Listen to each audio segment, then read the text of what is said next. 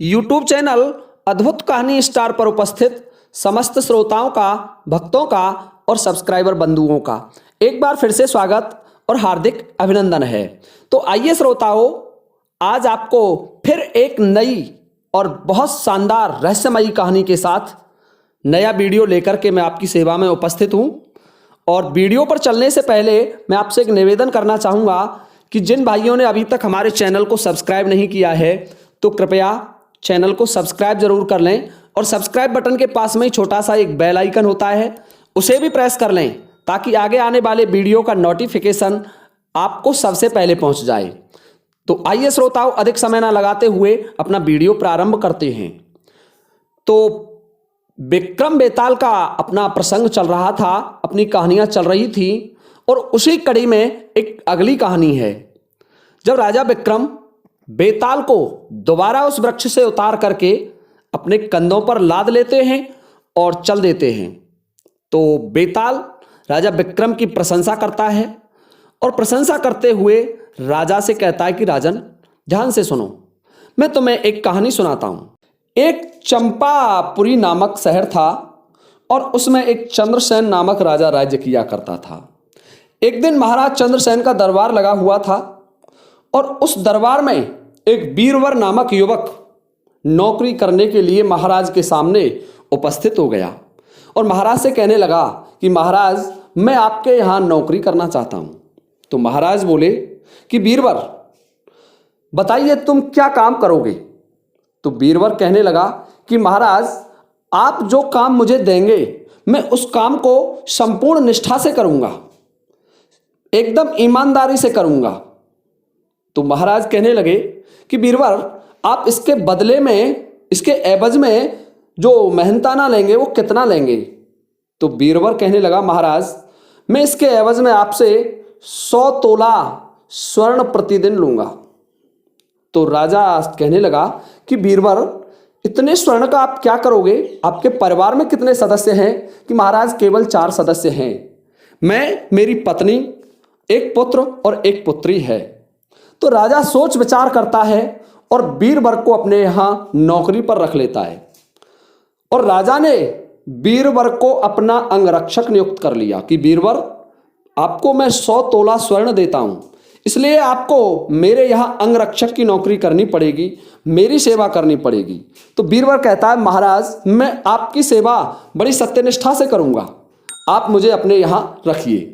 तो देखिए श्रोताओं, राजा बीरवर को अपने यहां नौकरी पर रख लेता है। महाराज चंद्रसेन ने उस बीरवर नामक युवक को अपने यहां नौकरी पर रख लिया और बीरवर को यह जिम्मेदारी दे दी गई कि तुझे राजा के पलंग की सुरक्षा करनी है। बीरवर था वो राजा के पलंग का बॉडीगार्ड हो गया, अंग रक्षक हो गया राजा के पलंग का।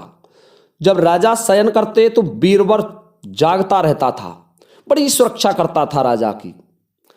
अब देखिए, धीरे धीरे काफी समय निकल गया। एक दिन बीरवर राजा के पलंग की सुरक्षा कर रहा था। अर्धरात्रि के समय, जब रात्रि आधी व्यतीत हो गई, तो आधी रात्रि के समय महाराज चंद्रसेन ने शमशान घाट की तरफ से एक स्त्री के रोने की आवाज सुनी। तो इसने बीरवर से कहा कि बीरवर, कि हाँ महाराज, तुम देख कर के आओ, जरा ये स्त्री कौन रो रही है, इसका पता करो और रोने का कारण भी पूछना, ये कौन है। तो बीरवर कहता है, ठीक है महाराज, मैं अभी इसी समय जाता हूं। तो बीरवर हाथ में नग्न तलवार लेकर के शमशान घाट की तरफ चल देता है।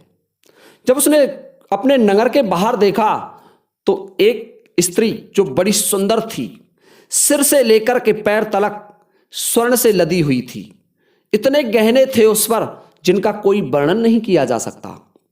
और वो स्त्री बड़ी जोर जोर से रो रही थी, नाचती उछलती और रोना आरंभ कर रखा था उसने, और वो चुप होने का नाम नहीं ले रही थी और उसके नेत्रों से कोई भी आंसू भी नहीं आ रहे थे। तो बीरवर ने उस स्त्री को देखा और उससे पूछने लगे कि हे देवी, तुम कौन हो और इस तरीके से क्यों रो रही हो, रोने का कारण क्या है तुम्हारा। वो स्त्री कहने लगी कि देखिए बीरवर, नाम जानती थी उसका, कि देखिए बीरवर, मैं राज्य लक्ष्मी हूं और मैं इसलिए रो रही हूं कि राजा चंद्रसेन के यहां बड़े खोटे काम हो रहे हैं और अब मैं इनका राज्य महल छोड़ करके जा रही हूं। राजा निर्धन हो जाएंगे, कंगाल हो जाएंगे और 1 महीने में राजा की मृत्यु हो जाएगी। तो इस पर बीरबल बड़े चिंतित हुए। बीरबल उससे पूछने लगे कि हे देवी, हे मातेश्वरी, आप इसके बचने का कोई उपाय बता सकती हैं कि आप रुष्ट होकर के महाराज के महल से ना जाएं। तो इस पर माता लक्ष्मी बोली कि हाँ बीरबल, एक उपाय अवश्य है। कि बोलो, मैं वही उपाय करूंगा कि यदि तुम तुम्हारे पुत्र की बलि यहां से 1 योजन दूर एक देवी का मंदिर है, उस मंदिर में उस देवी को चढ़ा दें। जो तुम्हारा पुत्र है उसका शीश काट करके देवी के चरणों में अर्पित कर दें, उसकी बलि दे दें, तो फिर मैं रिस होकर के नहीं जाऊंगी। तो ये बात सुनकर के बीरबल कहने लगा कि हे देवी, मैं अभी जा रहा हूं, आप तब तक यहीं रहें और आप चुप हो जाएं। तो इतना वो उस राज लक्ष्मी से कहकर के बीरबल अपने घर आ जाता है और घर आकर के उसने अपनी पत्नी को जगाया और पत्नी से कहा, जो पूरा वृतांत था कि इस तरीके से राज्य लक्ष्मी महाराज के यहां से नाराज होकर जा रही है और यदि राज्य लक्ष्मी चली गई तो महाराज 1 महीने के अंदर मृत्यु को प्राप्त हो जाएंगे, महाराज मर जाएंगे। तो इस पर वो स्त्री चिंतित हुई और कहने लगी कि इसका उपाय नहीं पूछा तुमने? कि हाँ, उपाय बताया था, हमें हमारे पुत्र की भेंट नगर के बाहर देवी के मंदिर में देनी होगी। तो वो स्त्री बड़ी प्रसन्न होती है और कहती है, चलिए कोई बात नहीं है, महाराज के प्राण बच जाने चाहिए। तो वह स्त्री अपने पुत्र को जगा देती है और पुत्र और पुत्री दोनों एक साथ जाग जाते हैं। और जब ये बात पुत्र ने सुनी तो पुत्र भी बड़ा प्रसन्न हुआ कि बहुत अच्छी बात है, एक तो हमारे महाराज के प्राण बच जाएंगे, दूसरे महाराज का राज्य दुर्बल नहीं होगा, निर्धन नहीं होगा, कंगाल नहीं होगा, और तीसरे जो मेरा शरीर है वो एक देवता की भेंट चढ़ाया जा रहा है। इस तरीके से मुझे इसमें कोई ऐतराज नहीं है। तो देखिए श्रोताओं, बीरबल अपने परिवार सहित उस देवी के मंदिर पर आ जाता है जहां राज्य लक्ष्मी ने बताया था। देवी के मंदिर पर आने के बाद बीरबल ने अपने पुत्र को देवी के मंदिर में खड़ा कर लिया और नग्न खड़ग हाथ में लेकर के पुत्र का सिर धड़ से अलग कर दिया और चढ़ा दिया देवी के चरणों में। जब यह स्थिति उस लड़के की बहन ने देखी, बीरबल की पुत्री ने देखी, तो कोमल हृदय था, उससे ना रहा गया और उसने तलवार लेकर के अपनी गर्दन धड़ से अलग कर ली और उसने भी अपनी गर्दन को माता देवी के चरणों में अर्पित कर दिया। जब ये बात उनकी माता ने देखा, बीरबल की पत्नी ने देखी कि मेरे पुत्र और पुत्री दोनों मृत्यु को प्राप्त हो चुके हैं, तो अब मैं जीवित रहकर क्या करूंगी। तो हे विक्रम, उस पत्नी ने भी खड़ग हाथ में लेकर के अपना सिर काट लिया। अब बीरबल रह गया। बीरबल भी यही विचार करने लगा कि देखिए, मेरा पुत्र गया, पुत्री गई और पत्नी भी गई, अब मुझे ही रहकर क्या करना है। तो क्यों ना मैं भी अपना मस्तक इस देवी के चरणों में अर्पित कर दूं। तो बीरबल ने भी खड़ग निकाला और खड़ग निकाल करके अपना मस्तक काट करके देवी के चरणों में अर्पित कर दिया। तो हे राजा विक्रम, ध्यान से सुनिए। जब बीरबल ने अपना मस्तक अर्पित कर दिया और इधर काफी समय व्यतीत हो गया, तो महाराज चंद्रसेन मन में विचार करने लगे कि बहुत देर हो गई, क्या कारण है, बीरबल अभी तक नहीं लौटा। तो महाराज भी नग्न तलवार हाथ में लेकर के उधर ही चल देते हैं शमशान घाट की तरफ, जिधर से उस स्त्री के रोने की आवाज आ रही थी।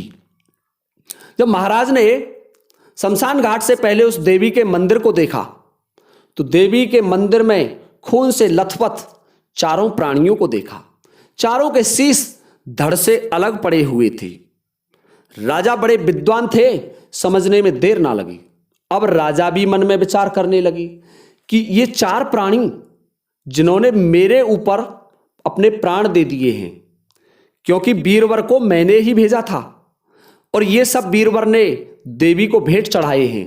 तो राजा समझ जाता है, और अब मैं ही जीकर क्या करूंगा, जब मेरा ऐसा देशभक्त, ऐसा प्रिय सेवक, अंगरक्षक जिसने अपने समस्त परिवार की भेंट देवी को चढ़ा दी, तो मैं भी अपना मस्तक देवी के चरणों में अर्पित कर देना चाहता हूं। और यह सोचकर राजा ने भी तलवार हाथ में ली, और जब तलवार निकाली अपना शीश काटने लगा तो एकदम से देवी प्रकट हो गई। और देवी बोली, ठहर जाओ राजन, रुको, ऐसा मत करो, मैं तुम्हारी परीक्षा ले रही थी, मैं तुम पर प्रसन्न हूं। मैं देखना चाहती थी कि तुम कितने धर्मात्मा, कितने त्यागी और कितने साहसी हो। तो मैं तुम पर प्रसन्न हूं। मैंने तुम्हारे राज्य धर्म की परीक्षा ले ली है, और अब मैं तुम्हारा महल छोड़ करके कभी नहीं जाऊंगी, परंतु बदले में तुम मुझसे वरदान मांगिए। तो राजा कहने लगा, हे मातेश्वरी, यदि तुम मुझ पर वास्तव में प्रसन्न हैं तो मेरे इन चारों सेवकों को जीवित कर दीजिए। तो श्रोताओं, माता देवी ने अपने, देखिए माता देवी भगवान के साथ की थी। जितनी शक्ति भगवान में है उतनी शक्ति मां दुर्गा में भी थी। तो मां दुर्गा ने उन चारों प्राणियों को जीवित कर दिया। जब वो चारों जीवित हो गए और सहर्ष राजधानी लौट गई, तो अब बेताल राजा विक्रम से कहने लगा कि राजा विक्रम, अब बता कि इनमें सबसे ज्यादा पुण्य किसका है, जो सबसे ज्यादा धर्म किया वो किसका है, राजा का, बीरवर का, या उसकी पत्नी का, या पुत्र और पुत्री का। तो बताइए श्रोताओं, सबसे ज्यादा पुण्य किसका रहा, सबसे ज्यादा जो धर्म है वो किसकी रही, सबसे ज्यादा धर्म किसका रहा। तो चलिए आपको मैं बताता हूं। राजा विक्रम कहते हैं, तुरंत उन्होंने जवाब दिया बेताल को कि बेताल, सबसे ज्यादा पुण्य राजा का था। बेताल बोला, क्यों, राजा का क्यों रहा, जबकि राजा तो जीवित है।